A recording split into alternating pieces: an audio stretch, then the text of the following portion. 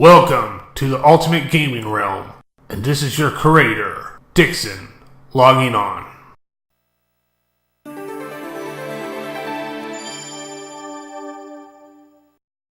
How's it going, everyone? Today we're going to do an episode on my Sega Saturn Collection, and this will be a Vol.1 episode. And we're starting off with the 3 patent games that came in one box with the Sega Saturn console. And I got the Sega Saturn console brand new for about $100 for my birthday in 1998. And I just thought at the time, since they were discontinuing the Sega Saturn, I may as well go for the deal. The 3 games we're going to be talking about originally started out as Sega arcade games and later ported to the Sega Saturn console: Daytona USA, Virtua Fighter 2, and Virtua Cop. Since there's 3 Saturn games for this review, I'm also going to review these 3 Saturn games. Now, these are the devices I used to capture the gameplay footage for the Sega Saturn. I pretty much do this with certain retro consoles like the 3DO and the Jaguar, as of now, since I don't have a proper HD upscaler. And for some odd reason, there are issues on how these videos were captured. I mean, it happens every once in a while with any game, but pretty much for Saturn games, similar to this, if a gun goes off on the screen, you hear the gunshot 2 or 3 seconds later.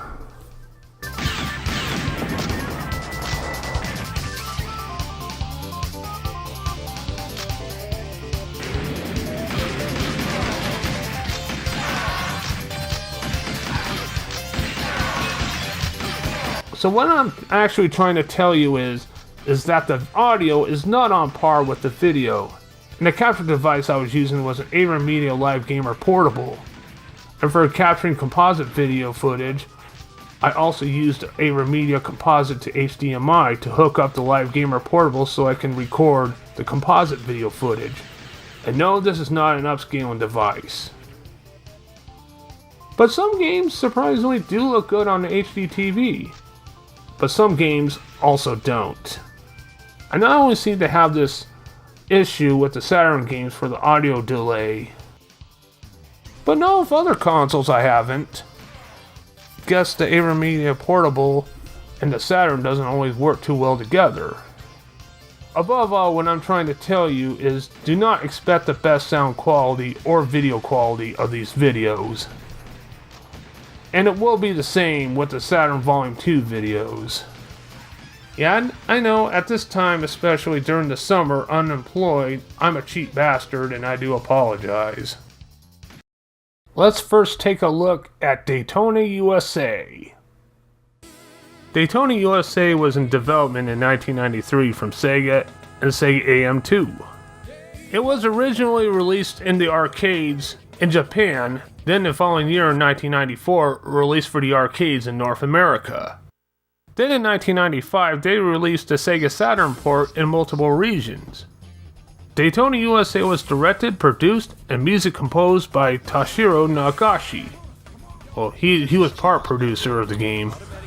The game was also produced by the Sega AM2 founder, Yu Suzuki. And Daytona USA was also a launch title for the Sega Saturn in North America. Daytona USA was really popular in the arcades, and the Sega Saturn console port of Daytona USA may not be as great as the arcade port, but the Saturn port still had a decent feedback.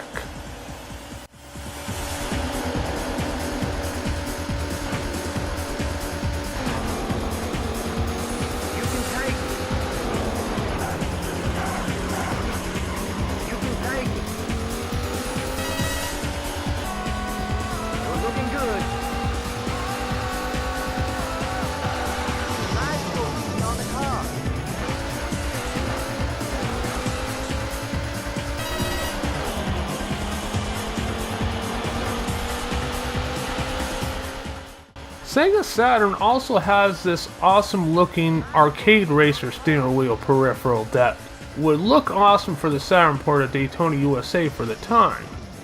Now, I never owned one of those and they're kind of hard to get, let alone they're really not worth the hassle versus the steering wheel support for games we have for today. Actually, I don't hardly know anything about the steering wheel peripheral for the Saturn, so let's move on. Now, taking a closer look at the Saturn console port of Daytona USA, well, it was something back in the day, but it's not a game, or should I say it's not a version of the game worth going back into, since there was a recently enhanced widescreen arcade cabinet released at Daytona USA as a Sega Classic Racing. Enhanced version was later ported for digital distributions for PlayStation 3 and Xbox 360 consoles, which I own the Xbox 360 version. The Xbox 360 version became backwards compatible with the Xbox One console, which is even more awesome.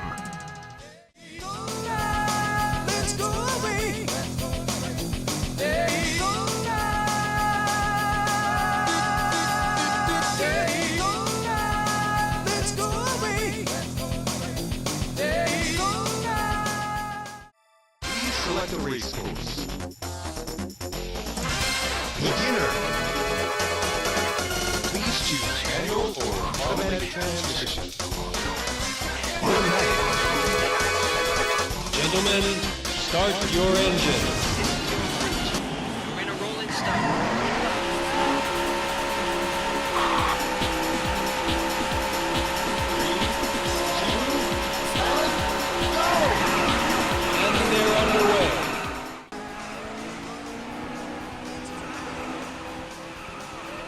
The enhanced version of Daytona USA makes the game much better than ever in every aspect. And it's also one of the best enhanced versions from the original that I ever played. But there are only two issues with the enhanced version that are lacking of. 1. There was no PC port or Steam port. 2. There's no wheel support on the console ports. Well, I do hope they fix both issues, like bring the enhanced version of the game for the first time to the PC, and also bring it for the Xbox One and PlayStation 4 download with steering wheel force feedback support for all, and with a possible VR option. Now all that would kick ass. Come to think of it, I also recently discovered that there was a new Daytona Championship USA for arcades in the works. And it's considered as a reboot of the series, which actually came out this year, or set to release this year. I'm not really quite sure what the deal is, so I guess we'll have to see what the future holds for the Daytona USA series. But as far as the Saturn port of Daytona USA goes, I would have to say that the replay value for graphics and controls faded away when comparing it to the enhanced version, which has most of everything that the Saturn has, but with improved graphics and controls and more to offer. So there's not hardly any point looking back on the Sega Saturn port, except looking at the Saturn port as a memorable classic. But the real version of Daytona USA to aim for is the enhanced version, for either PlayStation 3 or Xbox 360 or Xbox One, since it's backwards compatible. Let's move on to the next patented Saturn game from Sega, Virtua Fighter 2. First, before I get into Virtua Fighter 2, I just want to say that there is a Virtua Fighter 1 game released for the arcade and then ported to the Sega Genesis add-on, the 32X, and for the Sega Saturn. But who cares about the first game, because I don't have that one anyway, so let's just get on with Virtua Fighter 2. The same team behind Daytona USA, except Yu Suzuki was behind most of Virtua Fighter 2. Toshihiro Nagoshi didn't seem to have any involvement with Virtua Fighter 2, or Virtua Cop. Virtua Fighter games are meant to be a 3D fighting genre, which they are also meant to make the previous generation of 2D fighting games to look like they're out of place with the new advanced 3D polygon graphics, and more combination of a fighting and a wrestling game than an actual story, with story-driven characters with special surreal weapon and projectile moves from a fantasy world where you have the option of murdering your opponent with fashion after a fight. During the time when 3D fighting games in the arcade were innovative, Virtua Fighter was certainly not the only game trying to cash in on the 3D fighting genre, because there was another 3D fighting game that was pretty similar, but even better. Namco's Tekken.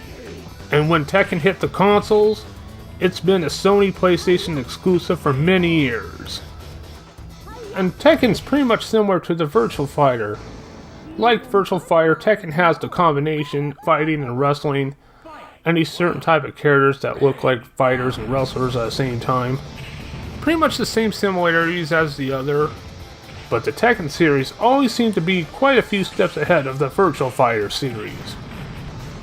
To be honest, I never been much into the 3D fighting games, as much as I was into the 2D fighting games, but I do have a lot of respect for 3D fighting games for kickstarting up the next generation of video games.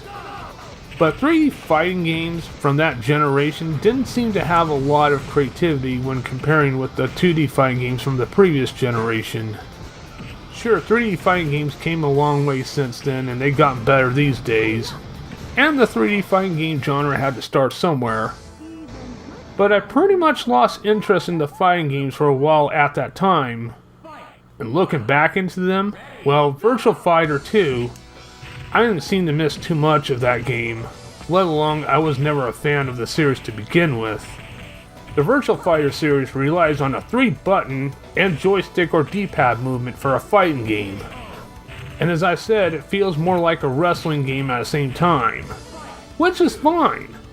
But the Virtua Fighter series doesn't seem to have any source of being creative and brilliant like the other fighting game franchise before that. And the Virtua Fighter characters jump like they're on the moon, and the characters are kinda slow. I don't know what else to tell you about Virtua Fighter, I just never was too much of a fan of the game to begin with. Now, a lot of people enjoy playing the shit out of Virtua Fighter 2.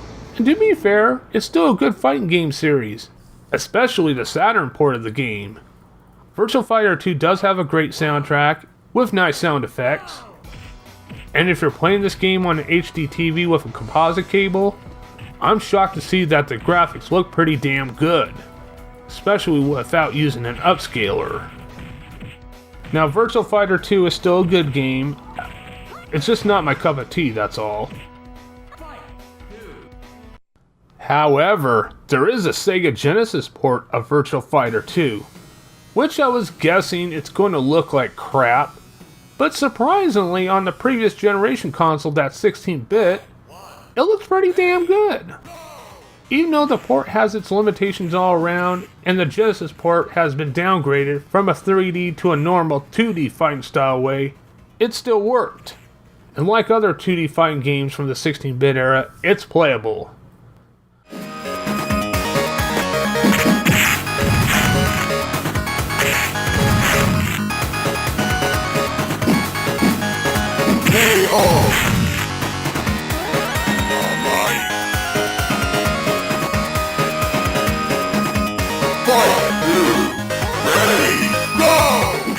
But once again, the Virtua Fighter series is still not my favorite.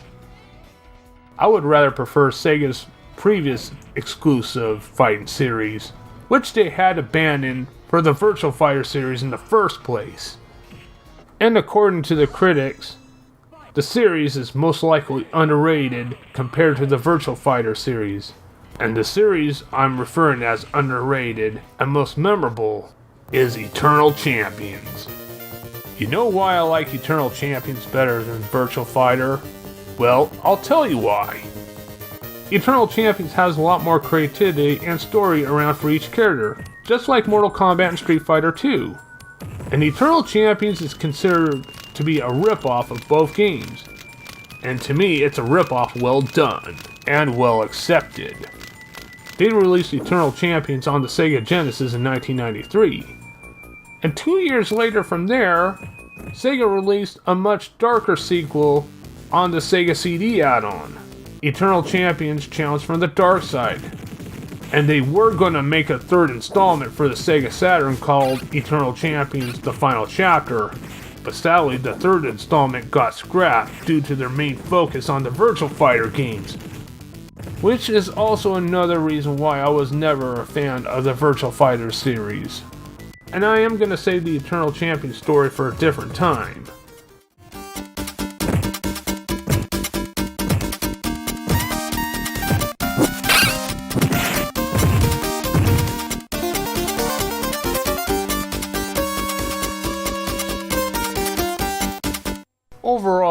Virtua Fighter 2 is still a good game, but it's not as good as Eternal Champions. And I always will prefer the 2D fighting over 3D fighting.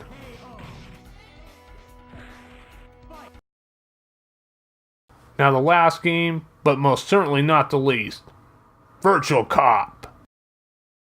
Virtua Cop is indeed my favorite one of these three patent games.